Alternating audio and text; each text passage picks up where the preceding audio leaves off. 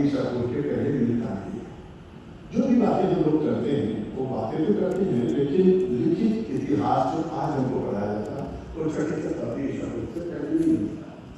अब साहित्य की संरचना हो, धर्म का प्रतिपादन हो, लोगों को सही दिशा देने की बात हो, और जिन शब्द का उत्पत्ति हो, और जिन शब्द संस्कृत के जी धातु से बना है, और जी माने होता है जीतो, यानी जीतना।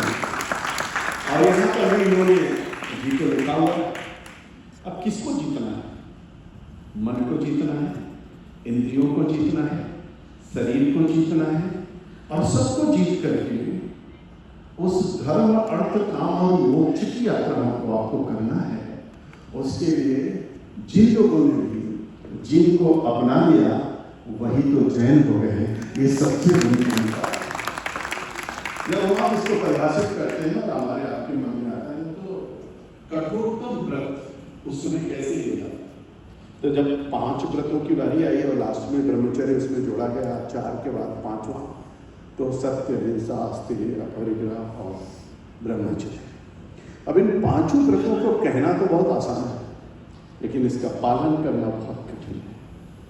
बहुत आसान तरीका है, मैंने फटफट बता दिया कि सत्य, हिंसा, अस्तेय, अपरिग्रह, ब्रह्मचर्य, लेकिन इसका पालन करना बहुत कठिन है।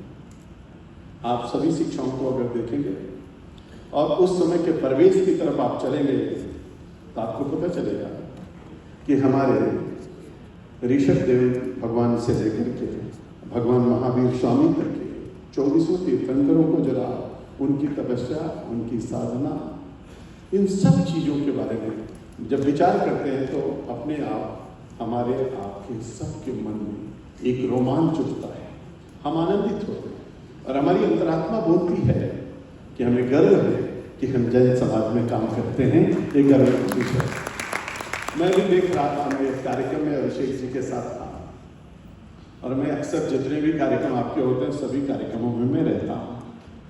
उन कार्यक्रमों के माध्यम से और जितने हमारे जैन मुनि मिलते हैं मैं तो अभिभूत, मेरी श्रद्धा, मेरी साधना, मेरी तपस्या, मेरा जीवन तब धन्य हो जाता है जब एक जैन मुनि को प्रणाम करने का अवसर हमको प्राप्त होता है। आप कल्पना करिए कि एक जैन मुनि को देखना, उनको प्रणाम करना, उनका आशीर्वाद लेना ये बहुत सामान्य बात है, लेकिन वास्तव में उनकी साधना, उनका कठोर तपस्या, उनका व्रत, उनका संकल्प, उनके जीवन की यात्रा, इसमें जब आप डूबे हुए तो आपको पता चलेगा कि कोई उसका मुकाबला इस धरती पर नहीं कर सकता है। एक जैन मुनि कितनी बड़ी साधना करते हैं। मैं तो थोड़ी थोड़ी जानकारी कर पाया, तब पता चला आपको अगर कहा जाए कि बस जो हाथ में आएगा वही भोजन करेंगे, आपको कहा जाए एक बार अगर हो गया तो दोबारा नहीं मांगेंगे, आपको कहा जाए बस के विहीन रहेंगे, आपको कहा जाए कि शरीर में कोई दिक्कत होगी तो दवाई नहीं लेंगे, आपको कहा जाए कि पदयात्रा ही करेंगे, आपको कहा जाए कि सर्दी गर्मी वर्षा कुछ भी होगा वैसे रहेंगे, आपको कहा जाए कि जिंदगी के इन समाजों के बीच में रह करके भी कोई बुराई आपके नज़दीक ना आ पाए। हम तो समझते हैं कि भगवान के सिवा दूसरे के पास ही हो ही नहीं सकता है, असंभव है। और इसलिए आप सोच रहे होंगे, जैन समाज के लोग सोच रहे होंगे कि आप बहुत कर्मठी हैं, आप बहुत परिश्रम करते हैं, आप बहुत मेहनत करते हैं। ये बात हो सकती है, आपके मन में भाव आ सकता है, लेकिन मैं आपसे एक बात हूँ, मेहनत तो बहुत लोग कहते हैं, बड़े आदमी मैं देख नहीं पाया, मेहनत तो बहुत सारे लोग करते हैं, लेकिन फल उनको प्राप्त नहीं होता है। बहुत सारे लोग करना भी चाहते हैं फिर भी नहीं होता है। उसका मुख्य कारण क्या है? अगर हम इस पर विचार करोगे कि ये जो हमारे जितने गुरु हैं, जितने मुनि हैं, उनकी तपस्या का प्रतिफल है जो आप लोग फल भूल रहे हैं और आगे बढ़ रहे हैं। मैं आपको सच बता रहा हूँ, हमको आपको गलतफहमी हो सकती है कि हमारे फलों के आधार पर सब कुछ हो गया, लेकिन अगर माता पिता का आशीर्वाद हो, जैन मुनियों का तपस्या न हो और ये सब चीज़ न हो तो केवल भारत नहीं है, दुनिया में आप छा जाते हो, जहाँ जाते हो वहीं नंबर 1 पर हो जाते हो। इसके पीछे अगर कारण कोई है, हमारे जैन मुनियों की तपस्या है, उन्हीं की तपस्या है। मैं बहुत सारे जैन मंदिरों में जाता हूँ, बहुत भी हमारा अभी वैसा मुझसे पूछ रहे थे और मैं इंदौर के बहुत बड़े कार्यक्रम में शामिल हूँ, जहाँ कहीं मैं सुनता हूँ मैं जरूर जाता हूँ, मैं मिलता हूँ सभी जन्मभूमियों का मैं आशीर्वाद लेता हूँ। तो मुझको आश्चर्य लगता है, मैं सोचते सोचते थक जाता हूँ क्या वास्तव में हो सकता है, लेकिन सब कुछ हो रहा है और सब कुछ हमारे सामने। तो मैं कभी सोचता हूँ कि भारत की संस्कृति, भारत की सभ्यता, भारत का संस्कार, भारत का आधार, भारत की वाणी, भारत का विचार, भारत के ऋषि, भारत की मूल, सब कुछ अद्भुत है और उसी का संगम है। अभी जीतो शब्द देखा तो ये जीतो इन्होंने कहाँ से निकाला नहीं, तो जीतो क्या है? जीतने के लिए तो कर रहे हैं। अब जीतना किसको? जीतना किसको? ये संसार को जीतने के लिए नहीं बात कर रहे हैं। ये ऐसा नहीं कि सब पे कब्जा करने की बात कर रहे हैं। ये तो इंद्रियों पर बस करने की बात कर रहे हैं, ये तो आत्मा को साधने की बात कर रहे हैं, ये तो परमात्मा से मिलने की बात कर रहे हैं, ये तो अपने मन को कंट्रोल करने की बात कर रहे हैं। और ये चाहते हैं मेरी साधना ऐसी हो जाए कि हम जिधर चाहें उधर हमारा रथ चले, रथ अनियंत्रित न हो। यह रथ कौन सा है? जीवन की यात्रा वाला हमारा आपका सफर है, जिसको हम जीवन की यात्रा कहते हैं, यानी जीवन जीने की कला हमको सबको आ जाए। यही तो सबसे बड़ी हमारी आपकी साधना है, जिसको लेकर के हम लोग चल रहे हैं। मैं आपको एक बात कहूँगा, बैठे हुए लोग विचार कर रहे थे, दीपावली के दिन भगवान महावीर को ज्ञान की प्राप्ति हुई और वो दीपावली का दिन ही क्यों था? प्रकाश पुंज उस दिन क्यों आया? तब आपको पता चलेगा कि ये जो सूर्य का प्रकाश है, जिसको हम कहते हैं कि आदि जो मसूद करेगा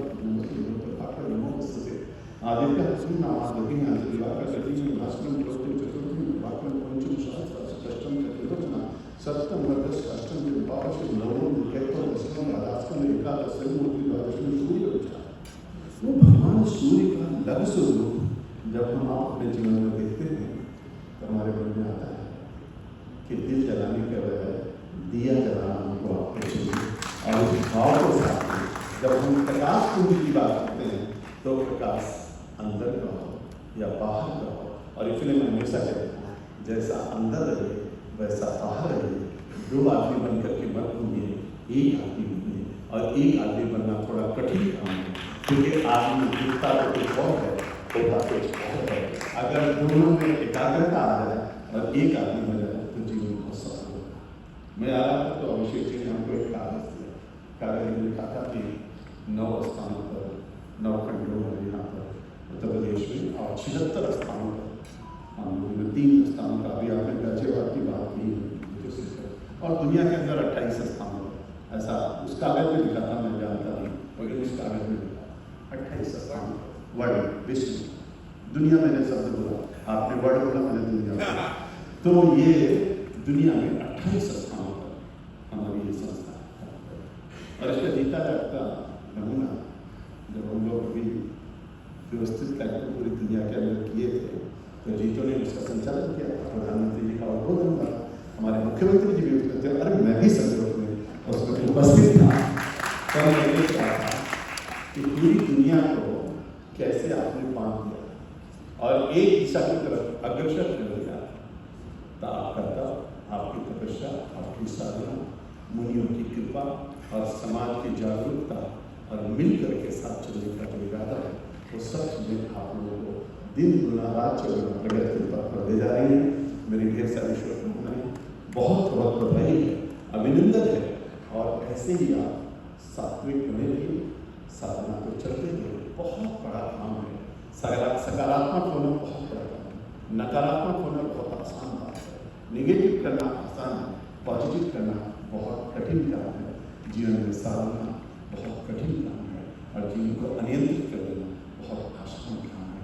और इसलिए हम जिस समाज से उस समाज ने हमको यही सिखाया है कि हम प्रकृति के साथ, सृष्टि के साथ, परमेष्टि के साथ, आत्मा के साथ, परमात्मा के साथ, इंद्रियों के साथ, मन के साथ और यह पिंड ब्रह्मांड है, जो पिंड में है वही ब्रह्मांड में है, जो तेरे में है वही मेरी में है।